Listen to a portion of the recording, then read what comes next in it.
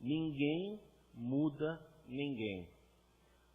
Só nós temos a condição de mudarmos. A gente muitas vezes fala, nossa, mas já bati tanta cabeça, então agora eu vou começar a mudar.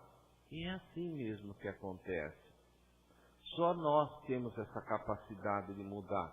Muitas vezes eu vejo uma amiga, um amigo falar, depois que ele casar comigo eu mudo ele. E aí vai, né? E nós vemos muitas vezes que as mudanças ocorrem, muitas vezes, até pelos exemplos. Foi por isso que Jesus, essa figura marcante, consegue conquistar a todos nós, pelo seu exemplo, pela sua conduta, pelo seu vivenciar, pelo seu exemplo de vida para com cada um de nós. Então, precisamos evoluir. Todos nós temos um encontro marcado com a evolução, queridos amigos. Todos nós vamos evoluir. O que difere um do outro é o tempo e a aceitação daquilo que nos vem. Muitas vezes somos turrões, não aceitamos as coisas que a vida nos impõe. Não aceitamos aquilo que nós fazemos lá no passado e hoje nós temos a oportunidade de estar quitando os nossos débitos. Então muitas vezes nos revoltamos com isso. Não aceitando, colocando uma condição de não aceitação. É uma coisa que só judia de cada um de nós.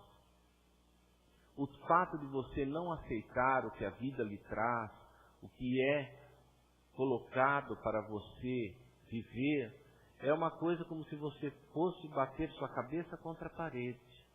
Você uma hora ou outra terá que quitar essa dívida. Mas não encare como um castigo. Encare como uma dádiva, como uma oportunidade de você estar quitando os seus débitos, como aquele que está com a conta negativa no banco e de repente recebe um bônus, recebe uma parcela a mais no seu pagamento e tem a oportunidade de ir lá e pagar. É assim que Deus nos dá a oportunidade de caminhando, evoluindo e indo quitar os nossos débitos. O fato de você ter medo, o medo nos enfraquece, queridos amigos. O medo nos deixa fracos. Nós devemos encarar, nós devemos verificar que aquilo não nos colocar nunca na condição de vítimas. Ah, mas eu não mereço isso. Isso daí, mas poxa vida, está acontecendo comigo. Acontece com milhares e milhares de pessoas, queridos amigos. É que nós muitas vezes nos fechamos na nossa problemática e achamos, muitas vezes, que a nossa cruz é a mais pesada. Poxa vida, ninguém sofre como eu. Olha o que eu estou passando. Você não conhece a vida do outro. Você não conhece a existência do outro. Você não está lado a lado ali com ele para saber o que está acontecendo com ele. Por isso, não se revolte. Peça a Deus força, peça a Deus condição para que você possa erguer sua cabeça e continuar com sua luta diária. Você vai ver que você deixando de blasfemar, reclamar, se revoltar, faz com que você ganhe forças para conseguir adquirir novas experiências e se tornar mais forte. Então o medo, queridos amigos, ainda é o nosso maior inimigo. Então precisamos deixar de lado o medo. O medo é importante em nossa vida. Por que ele é importante? Porque faz a gente avaliar tudo que está ao nosso redor, mas não deve nos paralisar. Alguns estudiosos dizem que se nós não tivéssemos medo, nós não estaríamos vivos. Então, ele nos acautela. Façam que nós avaliemos toda a nossa condição, mas não deve se paralisar o ser humano. Porque o diferencial de uma pessoa e da outra, mediante a evolução, é o tempo, queridos amigos. Uns aceitam mais, outros têm mais dificuldade para não aceitar as suas condições, então começam a patinar na sua reencarnação e deixando a oportunidade passar. Aí chega na outra reencarnação, a gente vai vir e pagar, porque o débito da gente não é outra pessoa que paga, somos nós mesmos que pagamos. Somos nós que cometemos, nós que pagamos. E quando Jesus sempre fala para cada um de nós, queridos amigos, eu sou o caminho, a verdade e a vida. Ele está dizendo para cada um de nós que a gente deve seguir os seus direcionamentos, deve avaliar a todo momento e nos questionar o porquê de estar fazendo desta forma, o porquê de estar respondendo dessa maneira. Então, quando a gente tem dúvidas em algum dos setores da nossa vida, nós devemos sempre lançar mão do Evangelho, verificar como Jesus iria responder. Mas, Ivan, eu não sou Jesus. Mas o Mestre disse que ninguém chegaria ao Pai se não fosse através dele, se não fosse seguindo as suas orientações, seguindo a sua conduta de vida. Então, até o Livro dos Espíritos, em quem nós devemos nos espelhar? Vede Jesus, siga Jesus. Olhe para Jesus, olhe para o seu comportamento. Então, a todo momento, a gente deve lançar mão deste Evangelho magnífico, desses direcionamentos que a cada dia eles se tornam cada vez mais atualizados mediante os nossos problemas diários. Então, queridos amigos, outro inimigo que a gente deve a todo momento combater é a culpa. Nossa, mas eu me sinto culpado daquilo. Eu não podia ter feito daquela maneira. Aí você está sendo egoísta. Porque todos nós temos o direito de erro. É errando que se aprende. E só não erra quem não faz. O fato de você errar e esse erro que você cometeu lhe trouxe alguma experiência clara, lhe trouxe um aprendizado, esse erro passou a ser o seu professor. Então, deixe você errar, mas errar em tal momento que esse erro passa a ser o professor e passa a te ensinar. E à medida disso, você não erre mais. E aí vem a culpa. A culpa também, como medo, nos paralisa. Faz com que a gente caia em remorso, mas poxa vida, eu não podia ter feito dessa forma, eu magoei aquela pessoa. Se magoou, vai lá, pede desculpa. Ah, mas ela não aceita. Se ela não aceitar, aí o problema não é seu mais, passa a ser dela. Mas aí você tem que largar a mão da culpa.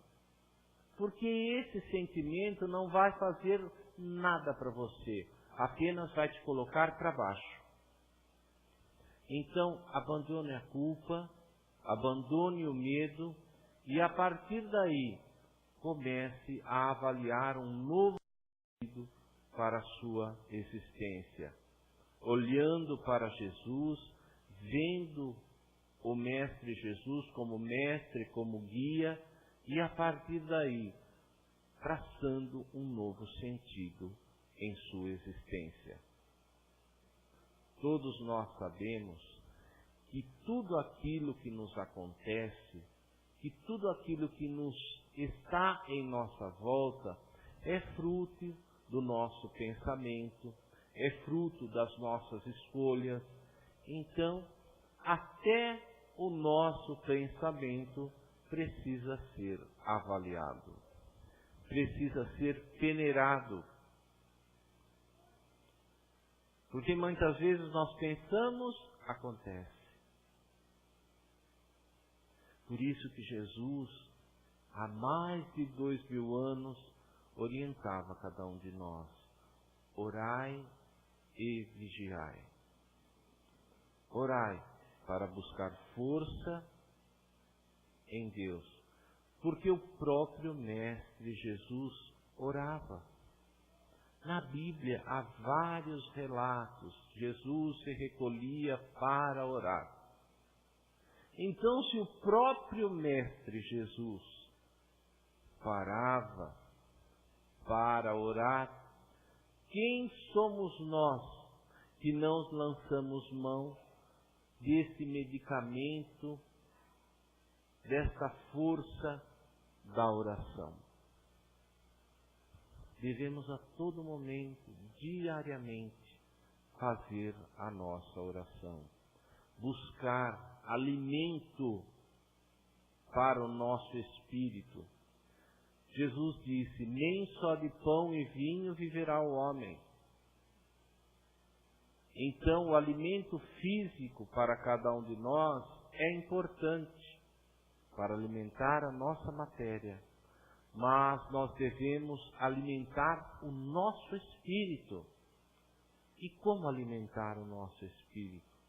Com momentos como esses, com oração, com leituras significantes, salutares para cada um de nós, com momentos em família,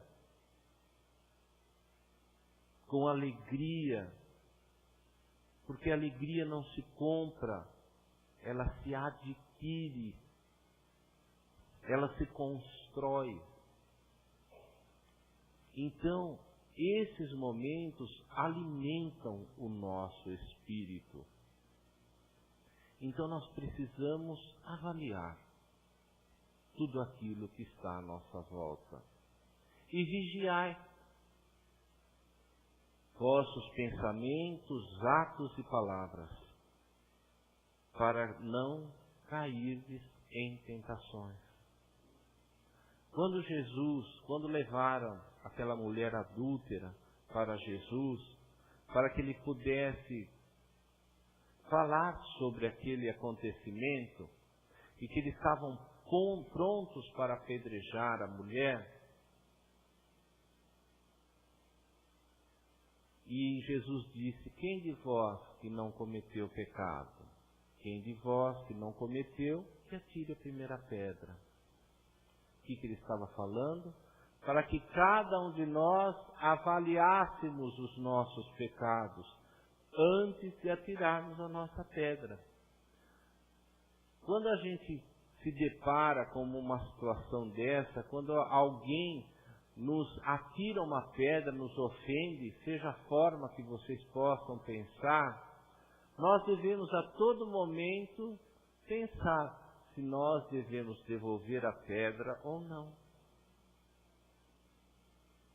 Aquele que atira a pedra, muitas vezes, está doente, está precisando não de uma pedrada, mas sim, muitas vezes, de conversa. Então, nós precisamos ter essa consciência. Ah, Ivan, não é fácil tomar pedrada todo dia, não dá. Mas espera lá.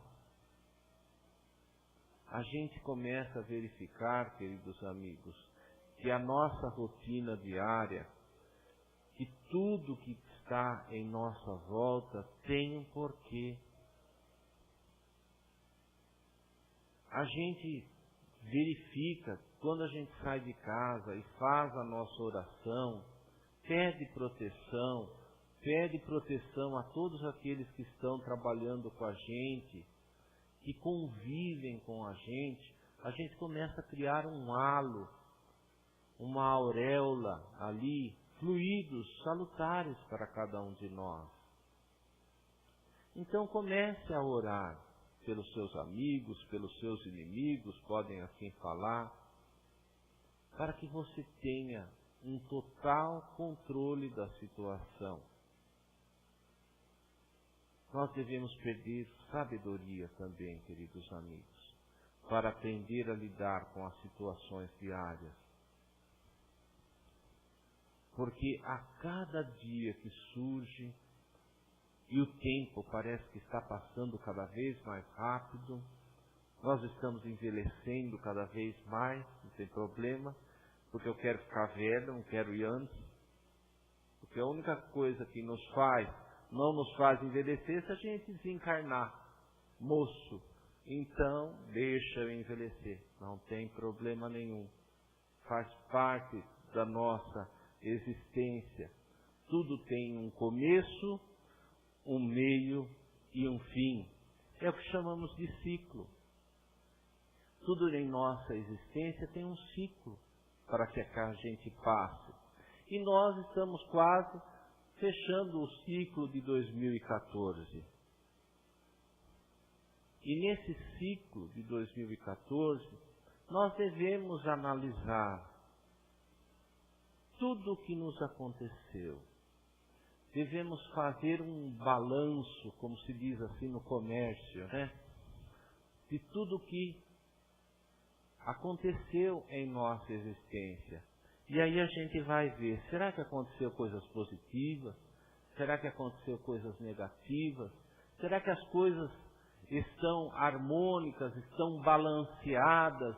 Será que eu estou tendo a condição de entender o que está me acontecendo? Ou será que eu devo modificar em algum dos setores da minha existência? Como eu disse no começo da nossa conversa, nós somos os nossos administradores. Se a sua vida está ruim, não vá reclamar com ninguém, reclame com você. Você que dá as diretrizes da sua existência. E assim é a vontade de Deus, que nós fôssemos os nossos próprios escultores, que nós tivéssemos a condição de escolher aquilo que está nos acontecendo. Se aquilo está te fazendo mal, está na sua mão escolher a maneira de administrar isso daí. E quando acaba um ciclo, inicia outro. Nós temos segundos, nós temos minutos, nós temos dias, nós temos semanas, nós temos meses, nós temos anos e nós temos reencarnações. E quando a gente vai entendendo isso daí, nós vamos começar a analisar os nossos ciclos. E analisando esses ciclos, nós iremos administrar. Nós não devemos perder tempo. Nossa, mas é tanta informação. Na vida também é assim. No nosso dia também é assim. Nós recebemos tanta informação, mas o nosso cérebro é capaz de trabalhar com tudo isso daí. É o melhor computador que existe na face do planeta, o nosso cérebro. Basta a gente saber operar esse equipamento, não sobrecarregar certos sistemas, não deixar que o banco de dados fique sobrecarregados pelas nossas preocupações. E quando a gente fala em preocupação, nós estamos preocupando, ocupando antes da hora. Tudo tem um momento correto. É uma forma de administrar. E se nós temos esse momento correto para agir, vamos esperar o momento chegar. Não tem que se preocupar, tem que se ocupar. No momento em que você se preocupa, você deixa de se ocupar. Então, na maneira que você começa a mudar certas condições da sua existência, você começa a perceber que tudo que está à sua volta depende única e exclusivamente só de você. Se você está triste, se você está alegre, se você reconhece na vida uma oportunidade de crescimento, se você está par a par com o problema, o que enfrentar? Luta ou fuga? Aí fica a cada um de vocês responder isso. Mas esses ciclos que nós estamos vivenciando, nós não temos como fugir. Eles se abrem, eles se fecham. E os capítulos escritos em nossa existência, na nossa própria autobiografia que nós escrevemos, a página vai ser escrita ou não, dependendo da nossa condição. Então, se você tem a condição de vivenciar esse ciclo do início ao fim, escreva uma bela história. Vivencie-o. Não perca a oportunidade de escrever o seu legado, de dar o seu recado, porque tenham a certeza, queridos amigos, que esse livro que nós estamos escrevendo, com certeza, será lido por muitas e muitas pessoas. Muitas pessoas que estão ao nosso redor ficam olhando, ficam imaginando como cada um de nós irá responder àquele ou àquela situação que nós iremos enfrentar. Por isso, faça isso, mas não faça com orgulho, não faça com egoísmo, faça pela arte de fazer, pela arte de viver, porque para cada um de nós possa viver, é necessário amar. E o amor é nosso combustível. Por isso, acreditem em si, acreditem na condição que vocês tenham para viver. Se nós estamos aqui, se nós estamos nesse planeta, é porque nós temos uma tarefa a cumprir. Nós temos uma conduta a aplicar. Então, aplique essa conduta. Seja você o que você faz, seja aquilo que você desempenha, faça com carinho, faça com amor. Para o bem do outro? Não, para o seu próprio bem. Porque não existe coisa melhor na vida de cada um de nós do que a consciência tranquila. E não esquecendo desse mês que nós vamos entrar, da figura do Mestre Jesus, do aniversariante. Muito se fala em Papai Noel, muito se fala em presente, mas a figura de Jesus é imprescindível para cada um de nós. Esse ser magnífico, o maior espírito em evolução que andou nesse planeta, queridos amigos, deixou um legado, deixou um evangelho, deixou diretrizes a serem seguidas por cada um de nós. Então, não deixem de parabenizá-lo, não deixe de lembrar da figura do Mestre, porque Ele é o aniversariante. Não é cada um de nós que ganha o presente. O maior presente que Ele nos dá, que Ele nos deu, foram os seus exemplos a serem seguidos. Por isso, não esqueçam da figura do Mestre Jesus nesse mês de dezembro. Ensine a seus filhos, ensine as pessoas que estão ao seu redor a não se esquecerem do aniversariante, do sentido real do Natal, do nascimento, mas do nascimento de Jesus dentro de cada um de nós. Um bom domingo a todos, tudo de bom, que vocês tenham um domingo feliz em família, curtindo, que Ele possa abençoar a todos, que assim seja.